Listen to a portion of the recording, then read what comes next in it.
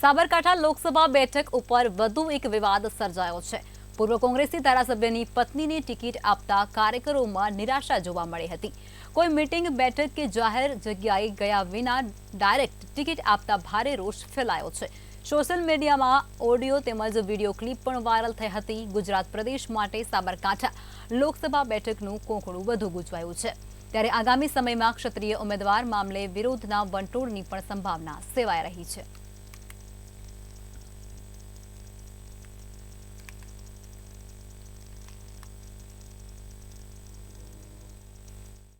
તેઓ અત્યારે ભારતીય જનતા પાર્ટીના જે અગ્રગણીઓ છે, આપણા મોવડી મંડળ છે, એઓને મારું નમ્ર નિવેદન કે આ જિલ્લાના સીટ ઉપરથી વર્ષો જૂના કાર્યકર્તાઓ જે ભારે જહેમતથી પાર્ટીને જે આગળ લાવે છે, 1995 પછી અને 1995 પહેલાં પણ ઘણા બધા કાર્યકર્તાઓ ભારતીય જનતા પાર્ટીમાં મહેનત કરેલી છે અને ઈમાનદારીપૂર્વક કામો કરેલા જ છે।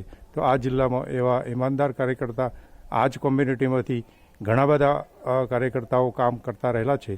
તો આવા કાર્યકર્તાઓને મૂકી અને આયાતી ઉમેદવાર કોંગ્રેસમાંથી ભાજપમાં આવ્યા પછી તાત્કાલિક જો ભારતીય જનતા પાર્ટી આવા ઉમેદવારને પસંદ કરતી હોય તો મારા જેવા સિનિયર કાર્યકર્તાઓ જિલ્લામાં ઘણા બધા કચવાટ અનુભવે છે,